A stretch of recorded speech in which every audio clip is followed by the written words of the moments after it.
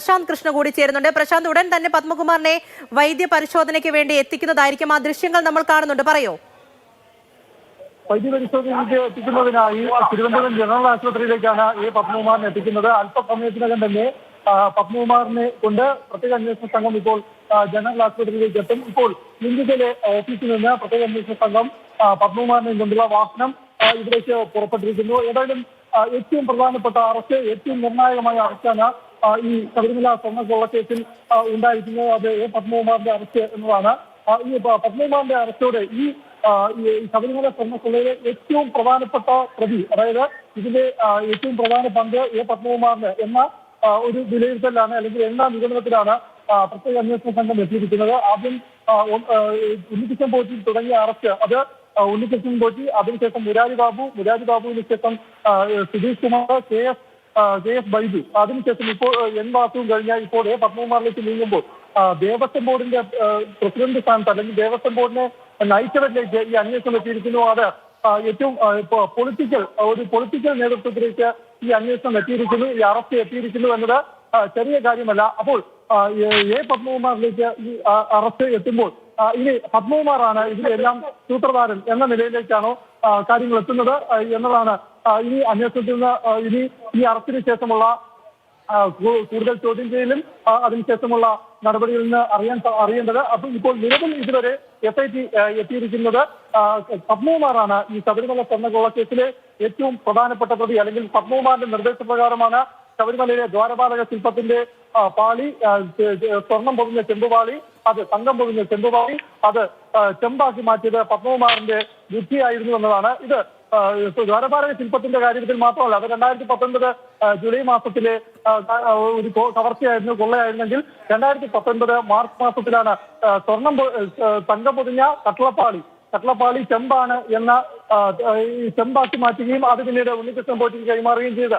ഈ സമയത്ത് Devaswom commissioner N Vasu ആയിരുന്നു. പക്ഷേ വാസു ഇത് ഈ കട്ടളപ്പാളി ചെമ്പ് എന്ന് എഴുതിയത് ആരുടെ പ്രേരണയാണ്? അത് പത്മകുമാർ, അതായത് ഈ രണ്ട് ഈ കട്ടളപ്പാളി ചെമ്പാക്കിയതും അതുപോലെ തന്നെ ദ്വാരപാലക ശില്പത്തിന്റെ പാളി ചെമ്പാക്കിയതും, ഇത് രണ്ടിനും പത്മകുമാറിന്റെ ബുദ്ധിയായിരുന്നോ?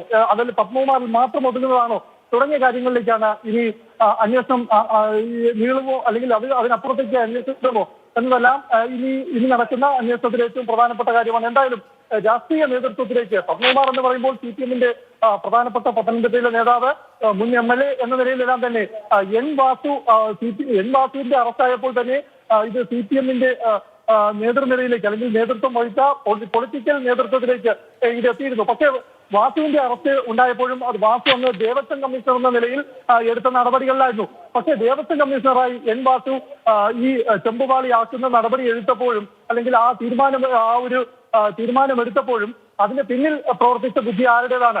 അത് പത്മകുമാറിന്റേതാണ് എന്ന മൊഴികളാണ് അന്വേഷണ സംഘത്തിൽ ലഭിക്കുന്നത്. അതായത് എൻ വാസുവിന്റെ മൊഴിയും പത്മകുമാറിന് നേരെയായിരുന്നു. അതുകൊണ്ടാണ് പത്മകുമാറിന്റെ അറസ്റ്റ് അനിവാര്യമായത്, അറസ്റ്റിലേക്ക് കാര്യങ്ങൾ നീങ്ങിയത്. ഏതായാലും CPM ഒരു വലിയ പ്രതിരോധത്തിലാണ്. അത് ഈ തദ്ദേശ തെരഞ്ഞെടുപ്പ് കാലത്ത് എന്ന കാര്യത്തിൽ തർക്കമില്ലാത്ത കാര്യം. കാരണം ഒരു ഇതുവരെ ഉദ്യോഗത്തിൽ മാത്രം ചുറ്റിത്തിരിഞ്ഞിരുന്ന ശബരിമല സ്വർണ്ണക്കേസ് ഒരു പൊളിറ്റിക്കൽ ലീഡർഷിപ്പിലേക്ക്, നിലവിൽ CPM-ന്റെ പത്തനംതിട്ട DC മെമ്പർ കൂടിയാണ് പത്മകുമാർ. അപ്പോൾ പത്മകുമാറിലേക്ക് കാര്യങ്ങൾ നീങ്ങുമ്പോൾ CPM ഈ അറസ്റ്റിനെ രാഷ്ട്രീയമായി പ്രതിരോധിക്കേണ്ടി വരും.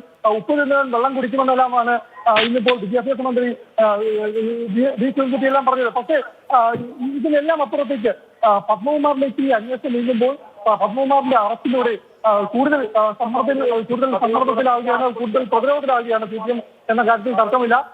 കാരണം പത്മകുമാറായിരുന്നു ഈ ശബരിമല സ്വർണ്ണക്കൊള്ളക്കേസിലെ ഏറ്റവും പ്രധാനപ്പെട്ട തണ്ടി, അല്ലെങ്കിൽ പ്രതി എന്ന നിലയിലേക്കാണ് ഇപ്പോൾ പ്രത്യേക അന്വേഷണ സംഘത്തിന്റെ അന്വേഷണം ചെന്നെത്തിയിരിക്കുന്നത്. അതായത് 2019 അന്നത്തെ ദേവസ്വം ബോർഡ് നയിച്ചത് പത്മകുമാറാണ്. പത്മകുമാർ പ്രസിഡന്റായ ബോർഡാണ് ഈ നിർണായകമായ തീരുമാനമെടുത്തത്. അതായത് സംഘത്തിൽ പൊതിഞ്ഞ ശബരിമലയിലെ ദ്വാരപാലക ശില്പത്തിന്റെ പാളിയും കട്ടളപ്പാളിയും എല്ലാം ചെമ്പ് എന്ന തരത്തിലുള്ള ഉത്തരവുണ്ടാക്കിയത് പത്മകുമാറിന്റെ നിർദ്ദേശപ്രകാരമായിരുന്നു എന്ന കണ്ടെത്തലിലേക്കാണ് പ്രത്യേക അന്വേഷണ സംഘം എത്തിയിരിക്കുന്നത്. അതായത് ബോർഡിൽ ഉത്തരവ് ഇറക്കുന്നു 2019 ജൂലൈ മാസം 5-ാം തീയതി. ആ ഉത്തരവിൽ ചെമ്പ് പൊതിഞ്ഞ ഈ ചെമ്പുപാളി, ശബരിമലയിലെ ദ്വാരപാലക ശില്പത്തിന്റെ ചെമ്പുപാളി സ്വർണം പൊതിയാൻ തീരുമാനിച്ചു, സ്വർണം പൂശാൻ തീരുമാനിച്ചത്.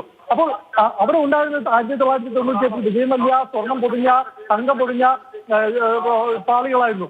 അത് ചെമ്പുപാളി ആക്കിയതിന് പിന്നിലെ വലിയ ഗൂഢ ഉദ്ദേശം അതിന് പ്രശാന്ത് ദാ വൈദ്യ പരിശോധന നടപടികളിലേക്ക് കടക്കാൻ പോവുകയാണ്. പോലീസ് ആസ്ഥാനത്തു നിന്നും ആ വാഹനം ഇപ്പോൾ ജനറൽ ആശുപത്രിയിലേക്ക് എത്തുന്നുണ്ട്. അപ്പോൾ ശക്തമായ സുരക്ഷയും പലയിടങ്ങളിലും ഉണ്ട് എന്നാണ് മനസ്സിലാക്കുന്നത്. കാരണം ശബരിമല സ്വർണ്ണക്കൊള്ളയുമായി ബന്ധപ്പെട്ട ആറാമത്തെ അറസ്റ്റാണ് ഇപ്പോൾ നടന്നിരിക്കുന്നത്. അതും ഏറെ പ്രധാനപ്പെട്ട വ്യക്തി, മുൻ ദേവസ്വം ബോർഡ് പ്രസിഡന്റാണ്. പലപ്പോഴും പത്മകുമാറിലേക്ക് അന്വേഷണ സംഘം വിരൽ ചൂടുന്നത് നമ്മൾ കണ്ടതാണ്.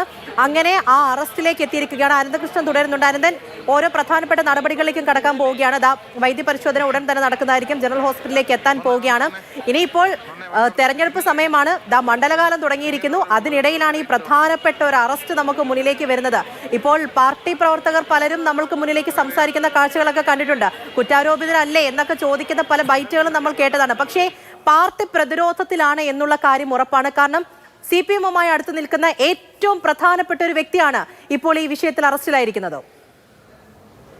പൂജ, വൈദ്യ പരിശോധനയ്ക്ക് വേണ്ടി പത്മകുമാറിനെ ജനറൽ ആശുപത്രിയിലേക്ക് എത്തിക്കുന്നു. വലിയ സുരക്ഷാ ക്രമീകരണങ്ങളാണ് ജനറൽ ആശുപത്രി പരിസരത്ത് പോലീസ് ഒരുക്കിയിരിക്കുന്നത്. ആ വാഹനമാണ് ഇപ്പോൾ നമ്മൾ കാണുന്നത്. ജനറൽ ആശുപത്രിയിലേക്ക് പോലീസ് വാഹനത്തിൽ ക്രൈംബ്രാഞ്ച് ആസ്ഥാനത്ത് നിന്ന് പത്മകുമാറിനെ ജനറൽ ആശുപത്രിയിലേക്ക് എത്തിച്ചിരിക്കുന്നു. അവിടെ വലിയ പ്രതിഷേധം ഉണ്ടാകും എന്നുള്ള കണക്കുകൂട്ടൽ പോലീസിനുണ്ടായിരുന്നു. അതിന്റെ ഭാഗമായിട്ടാണ് സ്ട്രൈക്കേഴ്സിനെ അടക്കം വലിയ എന്തെങ്കിലും പ്രതികരണം ഉണ്ടെന്നോ?